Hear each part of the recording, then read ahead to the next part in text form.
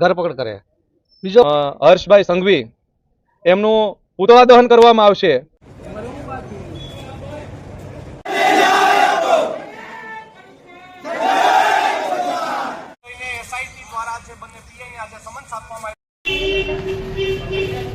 નમસ્કાર દોસ્તો, આજે ફરી વખત બગદાણાથી ખૂબ મોટા સમાચાર છે તે સામે આવી રહ્યા છે.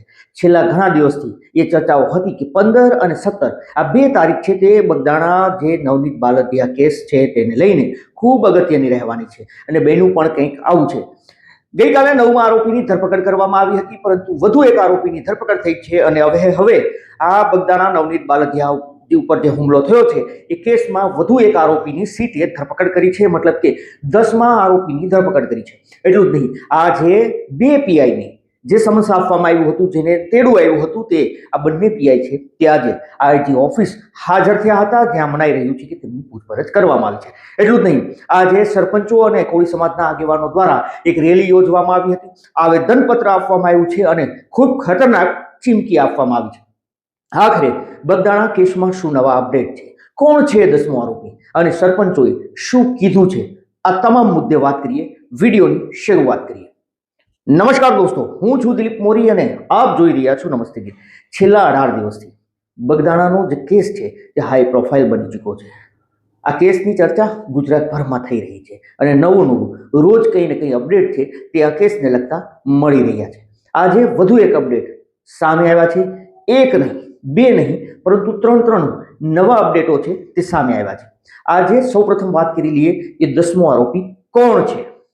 બગદાણાના નવનીત બાલદિયા ઉપર જે હુમલો થયો છે, આ કેસમાં 10મા આરોપીની એસઆઈટી મતલબ કે સીટે ધરપકડ કરી છે. આ 10મા આરોપીનું નામ છે સંજયભાઈ બેચરભાઈ ચાવડા. આ સંજયભાઈ બેચરભાઈ ચાવડા છે તેની પૂછપરછ છે તે કરવામાં આવી છે, જેને પકડીને સીટ છે એસઆઈટીની ટીમ છે તે આઈજી ઓફિસ લઈ ગઈ હતી, જ્યાં તેમની પૂછપરછ કરવામાં આવી છે.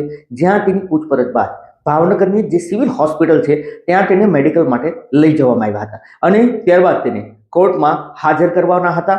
મહુવા કોર્ટમાં તેને હાજર કરવામાં આવશે તેવું જાણવા મળી રહ્યું છે. તો 10મા આરોપીની ધરપકડ કરવામાં આવી છે, જે પણ તળાજા તાલુકાનો છે અને સાજણસર ગામ છે, તળાજાનું સાજણસર ગામ છે, ત્યાંનો આ રહેવાસી છે સંજય, જેની પોલીસે ધરપકડ કરી છે. આઈજી ઓફિસે પૂછપરછ કરવામાં આવી છે, તેને મેડિકલમાં લઈ જવામાં આવ્યો હતો અને હવે તેને કોર્ટમાં લઈ જવામાં આવશે, મહુવા કોર્ટની અંદર નવનીત બાલદિયા કેસને લઈને. તો અગત્યના સમાચાર છે, ખૂબ મોટા સમાચાર છે જે બગદાણાથી સામે આવી રહ્યા છે. જોકે એસઆઈટીએ હજુ સ્પષ્ટતા નથી કરી કે સંજયનો રોલ શું હતો, સંજય બેસર ચાવડા છે તેની ભૂમિકા શું હતી, એ હજુ પોલીસે કોઈ સ્પષ્ટતા કરી નથી કે કોઈ તેને લઈને પુષ્ટિ નથી કરી. ગઈકાલે આપણને એક વિડીયો અમે અપલોડ કર્યો હતો, જેમાં 9મા આરોપીની ધરપકડ કરી હતી. સૌપ્રથમ આ કેસમાં 8 આરોપી ધરપકડ થઈ હતી, પરંતુ એસઆઈટીની રચના બાદ 9મા આરોપીની ધરપકડ કરવામાં આવી છે, જેનું નામ છે કાના ભીખા કામડિયા, જે પણ તળાજાના પાદરી ભમ્મર ગામનો રહેવાસી હતો અને તેમની ધરપકડ થઈ ચૂકી હતી. પરંતુ હવે 10મા આરોપીની ધરપકડ થઈ ચૂકી છે. ખૂબ મોટા સમાચાર બગદાણાથી સામે આવ્યા છે. આ સિવાય આજે શું થયું છે તેની વાત કરીએ તો આજે જે આ નવનીત બાલદિયા કેસ હતો, જેમાં 2 પીઆઈ હતા, જે પીઆઈ હતા તેને હટાવીને બીજા પીઆઈ આવ્યા હતા. આ બંને પીઆઈની બદલી થઈ ચૂકી હતી, પરંતુ એસઆઈટીની રચના બાદ આ બંને પીઆઈને તેડું આવ્યું હતું આઈજી ઓફિસે હાજર થવા માટે. 17 તારીખના 11-12 વાગ્યાના ગાળાની અંદર તેને એવું મનાય છે કે સમન્સ હતું અને આજે આ પીઆઈ છે તે આઈજી ઓફિસે હાજર થયા હતા. આ બંને પીઆઈમાં એક છે ડીવી ડાંગર અને બીજા છે કે.એસ. પટેલ. આ બંને પીઆઈને, જે મહુવાના પીઆઈ છે કે.એસ. પટેલ અને ડીવી ડાંગર છે, એ બંને આજે આઈજી ઓફિસે પહોંચ્યા હતા, જ્યાં તેમને તેડું હતું. એવું મનાય છે કે આ કેસને લઈને અગત્યની પૂછપરછ છે તેની કરવામાં આવી છે. શું પૂછપરછ કરવામાં આવી છે, કેમ તેડું મોકલવામાં આવ્યું હતું, એની પણ હજુ સુધી પોલીસે કોઈ પુષ્ટિ નથી કરી. પરંતુ ચર્ચા છે, સવાલો છે કે આ બંને પીઆઈ જ્યારે નવનીત બાલદિયાએ ફરિયાદ નોંધાવી છે તો ફરિયાદમાં શું કારણે લેટ થયું છે. 8 આરોપી હતા, ક્લીન ચીટ આપવામાં આવી હતી, પોલીસની જે ભૂમિકા શંકાસ્પદ હતી. તો કેસને લગતા કોઈને કોઈ સવાલો છે, એને લઈને આ બંને પીઆઈની પૂછપરછ થઈ હોય અથવા તો શું વાતચીત થઈ હોય એ ખ્યાલ નથી, પરંતુ એવી આશંકાઓ સેવાઈ રહી છે, એવી ચર્ચાઓ થઈ છે કે બંને પીઆઈની પૂછપરછ કરવામાં આવી હોઈ શકે છે. આ સિવાય અગત્યની વાત એ છે કે કોળી સમાજ છે તે હવે આખરા પાણીએ જોવા મળી રહ્યો છે. જી હા દોસ્તો, મહુવા કોળી સમાજ હોય કે ભાવનગરનો કોળી સમાજ હોય, આ તમામ લોકો છે જે આગેવાનો છે કોળી સમાજના, આજે આ તમામ જે સરપંચો છે તે એકઠા થયા હતા. ત્યાં જે વડલી સેવા સદન છે ત્યાં લોકો પહોંચ્યા હતા.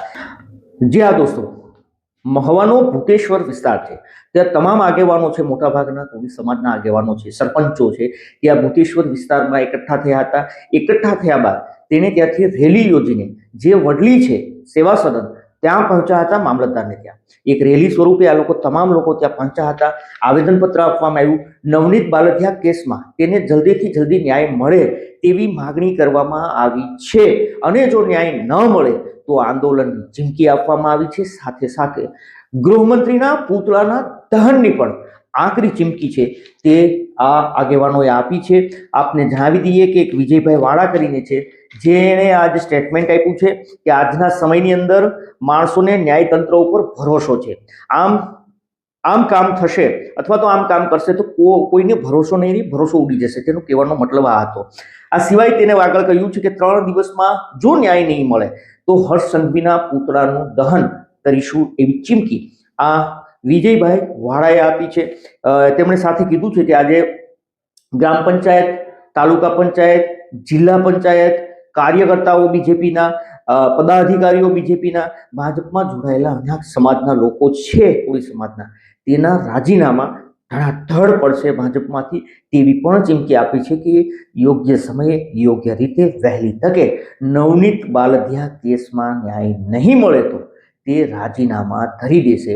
આગળ કીધું છે કે સમાજ નિર્ણય કરશે એ બધાને શિરોમાન્ય રહેશે, આવું વિજયભાઈ વાળાનું કહેવું છે. તેમની સાથે એક જયંતભાઈ હતા, જેમનું પણ કહેવું છે કે આગામી દિવસોમાં આગેવાનો, જે સમાજના આગેવાનો છે એ જે કંઈ પણ આયોજન કરશે તેની સાથે રહેશું, અને જે કંઈ પણ નિર્ણય થશે એ નિર્ણયમાં અમે તેમની સાથે રહેશું. એ પછી રાજીનામા આપવાની વાત હોય કે અન્ય વાત હોય. તો કંઈક બગદાણાની અંદર ઘમાસાણ ચાલી રહ્યું છે. ભાવનગરથી એક પછી એક ખબરો છે, મોટી ખબરો છે તે સામે આવી રહી છે. આજે આ 3 ખબર સામે આવી છે. પહેલી એ કે 10મા આરોપીની ધરપકડ થઈ છે. બીજી ખબર એ કે બંને પીઆઈની આઈજી ઓફિસે પહોંચ્યા હતા, તેને તેડું હતું અને તેને શું પૂછપરછ થઈ છે ખ્યાલ નથી. અને ત્રીજી ખબર, આ સરપંચો બધા અથવા તો આગેવાનો બધા છે કોળી સમાજના, તે ભૂતેશ્વર એકઠા થાય છે, ત્યાંથી રેલી યોજીને વડલી સેવા સદન સુધી પહોંચે છે અને આવેદન બાદ તે આકરી ચીમકીઓ આપે છે. દોસ્તો, આ તમામ મુદ્દે આપનું શું કહેવું છે, આપનું શું માનવું છે, આપ અમને જરૂરથી કમેન્ટ કરીને જણાવો. અમારો હેતુ કોઈને નુકસાન પહોંચાડવાનો, બદનામ કરવાનો નહીં, આપને સચેત અને જાગૃત કરવાનો છે કે આપ પણ સાવધાન રહો, સલામત રહો, સતર્ક રહો, જોતા રહો. નમસ્તે ગીત. ધન્યવાદ.